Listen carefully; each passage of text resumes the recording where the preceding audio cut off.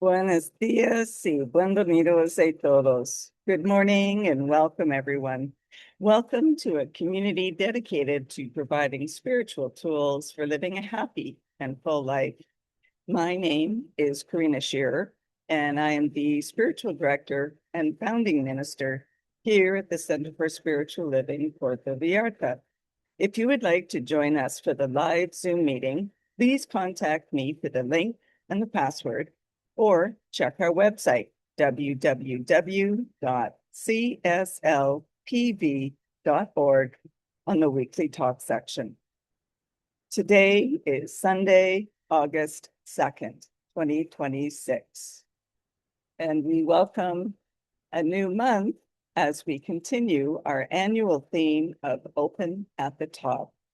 The topic for this month is the fear and the furious. This week, our subject is anger as a force for change. And the suggested reading for this month is a book by Brene Brown, Dare to Lead. Brave work, tough conversations, whole hearts. So at this time, I would like to once again welcome everyone, including those that are new to our teaching and to our center in Vallarta, whether you are on the live Zoom call or watching the replay at a later time. Here we teach a philosophy that honors all faith traditions. So whatever path you are on, know that it is the right one for you and that you are welcome here. The philosophy that we teach is called the science of mind. It's a teaching based on new thought and ancient wisdom, where we offer spiritual tools and principles to promote personal growth, and we honor diversity in all aspects. When Dr. Ernest Holmes first founded this teaching in the 1920s, he had studied both Eastern and Western spiritual texts in order to create the science of mind, which focuses on the individual use of thoughts and this powerful thing called the mind. When asked to provide a concise definition of the science of mind teaching, he replied that it is a correlation of laws of science, opinions of philosophy, and revelations of religion applied to human needs and aspirations. So each week, we offer a service with an inspirational message. We offer the Zoom meeting at 10 a.m. and also meet in person Sundays at noon. After each service, whether online or in person, hang out with us afterwards to enjoy a cup of coffee and some great conversation with like-minded people. And now, as we do each week, let's review our purpose, vision, and mission statements. We have a grand purpose here each week, and that is to awaken and celebrate diversity and to love and serve our community. We do this by means of our vision, creating the life you desire. And this is supported by our mission to provide spiritual tools for personal growth and transformation. And know that these are just the highlights of our purpose, vision, and mission statements.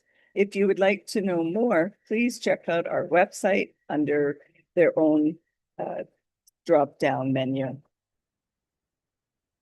And now, as we do, let's listen to a Creative Thought prayer from the Creative Thought magazine from August 2014. And as you know, Creative Thought prayer, spiritual mind treatment, is always done in the first person. So I invite you to gently close your eyes and take these words as your own, if you so choose. There is a passageway. God is truth, understanding, knowledge, and unconditional love. God is the deepest truth of life reflected with simplicity and sincerity of heart. Therefore, knowing God is something more than cosmic order. In an awareness of nothingness, I begin to know my true self and, therefore, experience the gift of grace. I am the heart of God alive, a child of God's essence, the sweetness of God's love. When I turn inward to the silence and the presence of God, I feel the power, the love, and the interconnection to all. I have no selfhood separate from God. I detach and discover freedom from the world of effect. There are no external or internal challenges to wrestle with. I claim the innocence of infinite love. I have a wonderful sense of relief that I am all right. I am compassion in action. It is with humility that I let go of every shadow within me so as to open my heart to the movement of grace and true peace. I am grateful for my inner compassion, and with this gratitude, I release my word, and so it is. And that was originally submitted by Pat Farmer from Atlanta, Georgia.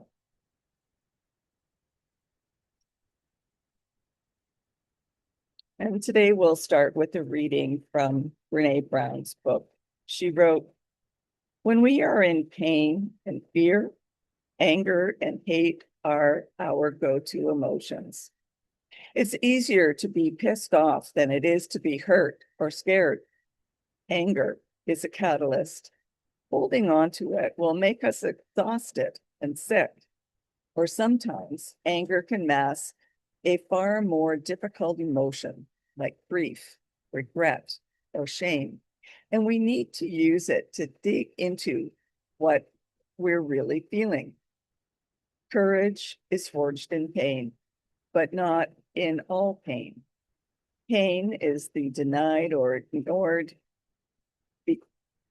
Pain that is denied or ignored becomes fear or hate. Anger that is never transformed becomes resentment and bitterness."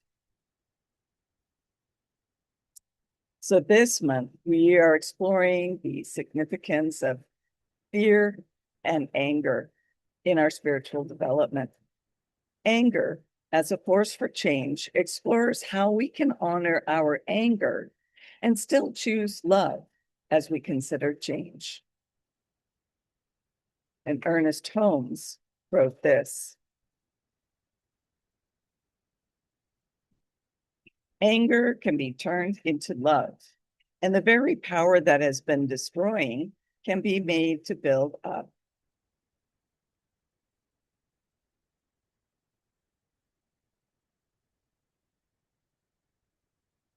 So Holmes teaches us that all emotions are expressions of energy, including anger. He teaches emotions and thoughts are powerful forces that shape our lives. He also teaches emotions fuel manifestation. The key lies in how we direct these emotions.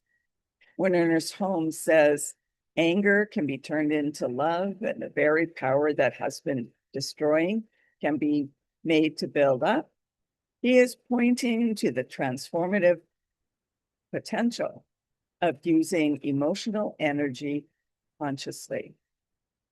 Holmes emphasizes that all mental energy, whether positive or negative, can be transformed through conscious direction, like turning anger into love.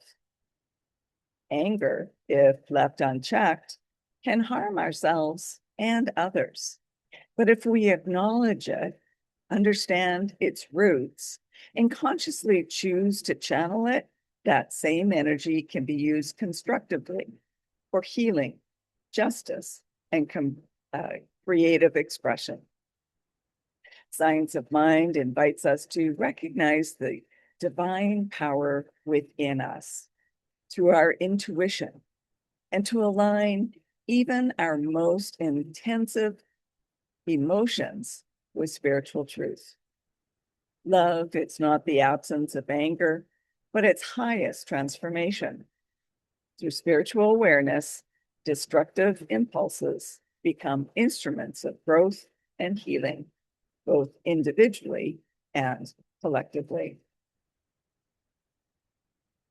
So anger is like an inner alarm system. Anger is a sacred indicator, not a flaw in our spiritual practice. It's the soul's alarm bell, alerting us to imbalance, violation, or injustice. In a science of mind framework, this doesn't make anger wrong, it makes it relevant. Our teaching invites us to listen deeply to what our emotions are trying to communicate. Anger often reveals a boundary that has been crossed, a value that has been dismissed, or a fear that has been triggered. Rather than suppressing it, we can honor it with curiosity. What truth is trying to emerge? What needs are crying out to be seen? What lies underneath the anger? When we allow anger to communicate constructively, we gain clarity and the power to choose our next steps intentionally. Developing conscious awareness of our emotions, let us channel them constructively, turning them from a potentially overwhelming force into a motivating guide for personal growth, well-being, and appropriate action. In The Science of Mind, Holmes wrote this: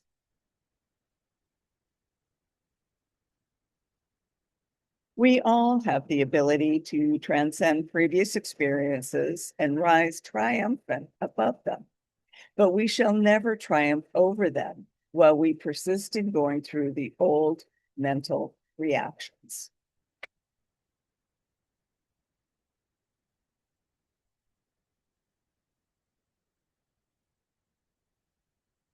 So when we act from anger with intention, we shift from reaction to purpose.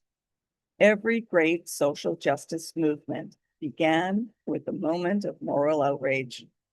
Science of Mind reminds us that we co-create with divine intelligence.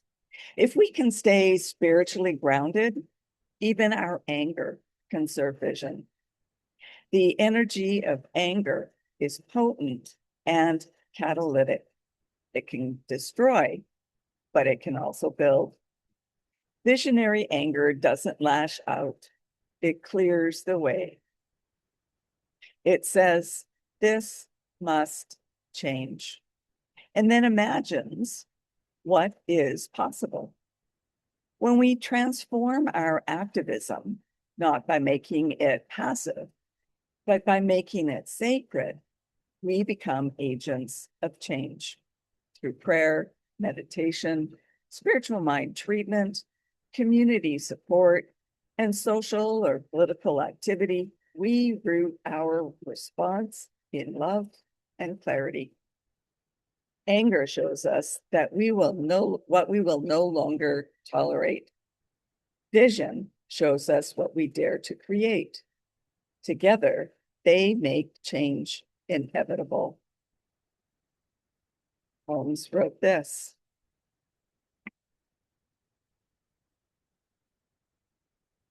we must give ourselves time to work out all problems. If we do work them out here, we shall hereafter.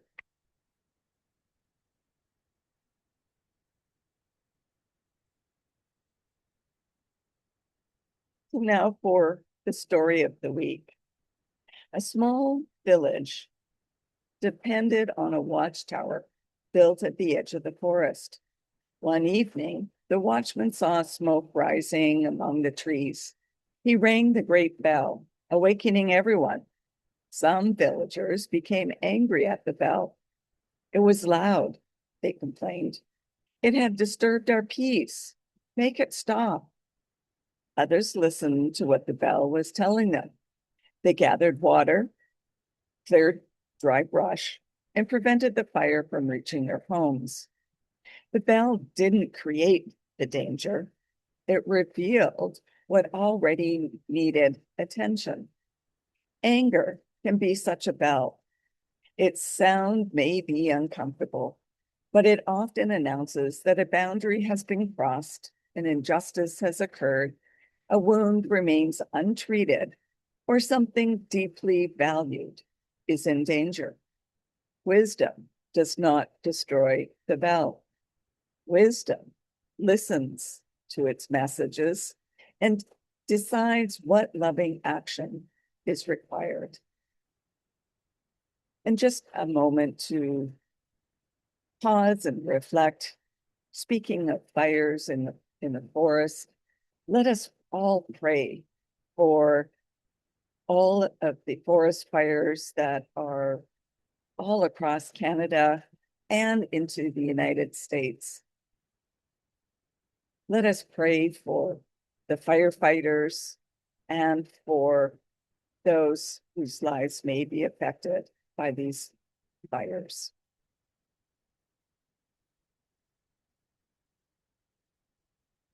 So how do we maintain composure in challenging situations? Our yearly theme, Open at the Top, challenges us to stay receptive, even when anger surges. In the heat of a triggering moment, our reactive mind wants to take over. But science of mind offers tools to help us expand rather than constrict. With spiritual practices like meditation, prayer, and treatment, we pause and create space between the stimulus and the response. That pause is sacred. It allows us to respond from a grounded place, remembering that we can be grounded and still be angry, scared, or hurt. This doesn't mean suppressing our anger. It means honoring it without, and it means honoring it and using it intentionally. When we stay open in hard moments or difficult times, we become channels for transformation. We create space for new possibilities in our minds, our relationships, and our world. Anger can open the door, but love walks us through it. We must learn to feel the heat without closing our hearts. That is true spiritual maturity. Gandhi said this: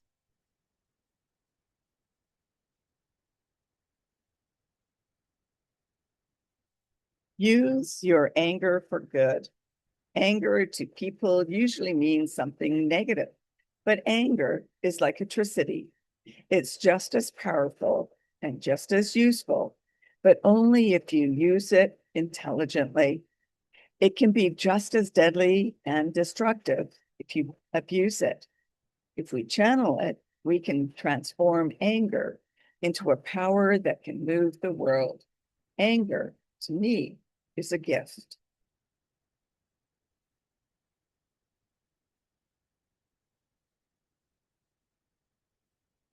So in conclusion, in the science of mind, we affirm all emotions, anger included, and they are sacred invitations into a deeper awareness, choice, and growth. Anger isn't something to be feared, repressed, or denied. It's a powerful signal from within, pointing to where healing, boundaries, or justice are needed.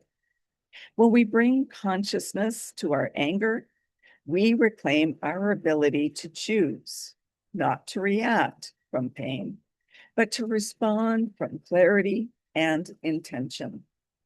As spiritual beings, we are called not to bypass difficult emotions, but to engage with them as our teachers. When anger is acknowledged and transformed through spiritual practice, it becomes a liberating and creative force. We remember the divine intelligence flows through all aspects of our being, including our emotions. So let's stay open at the top, willing to feel, willing to listen, and willing to grow, and use our sacred anger as fuel for love, truth, and meaningful change. So this week, it's suggested that we journal about a resentment moment of anger. What was the deeper message your anger was trying to deliver? Were boundaries crossed, values ignored, or truths denied? And reflect on how you respond. And then ask yourself, what might it have looked like to channel that energy with love and clarity? This week, practice a sacred pause when you feel angry. Before responding, breathe deeply and notice what your anger is pointing to.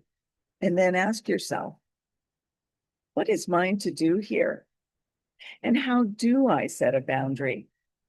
Can I take compassionate action? Use this week to become a conscious steward of your emotional energy. You are not your anger. You are its alchemist. And I'll leave you with this final quote. Peace, love, and happiness begin within ourselves. The suffering we see out in the world is reflected in the suffering, fear, and anger inside. So when we take care of ourselves, we are taking the first step toward taking care of the world. And that leads us to our affirmation for the week. I channel my anger into sacred, purposeful action.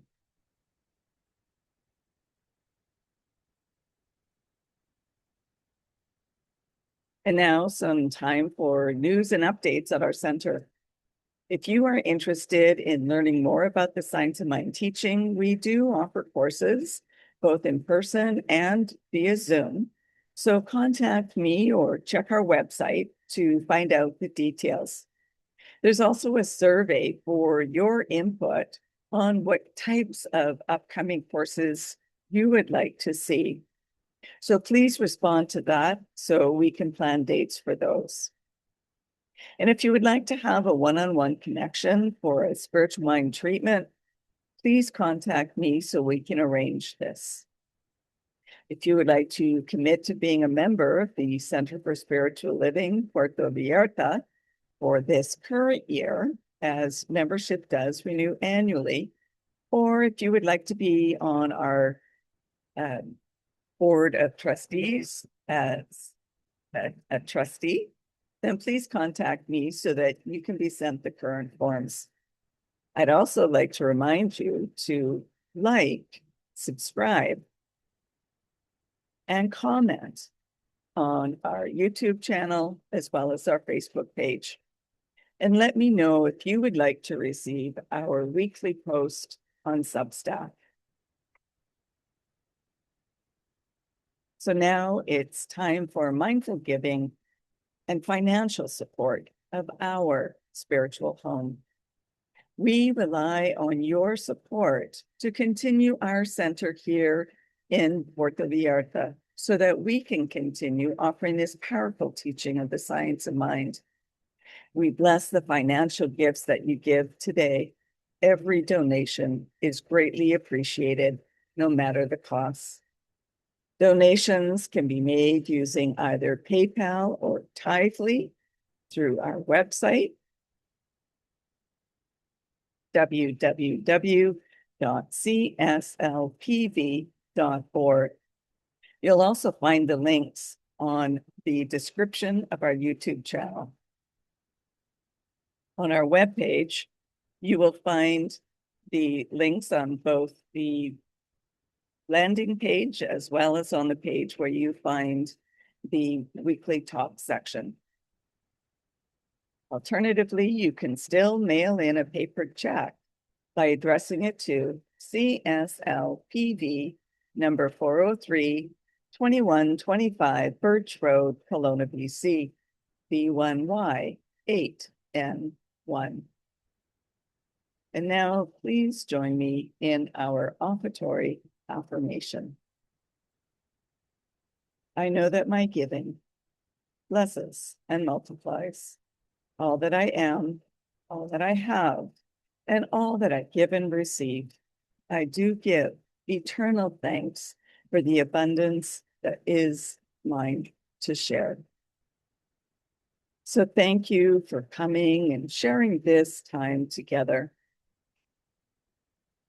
And let's continue practicing peace. We can each be a force for peace and nonviolence. Our words and our actions create ripples of peace all around us and beyond.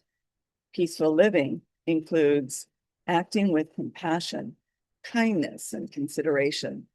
And it also includes standing up against injustice. Today, more than ever, we need to stand for peace. Hug your friends, your neighbors, and your loved ones. May peace and love be with you. Blessings to all. Namaste.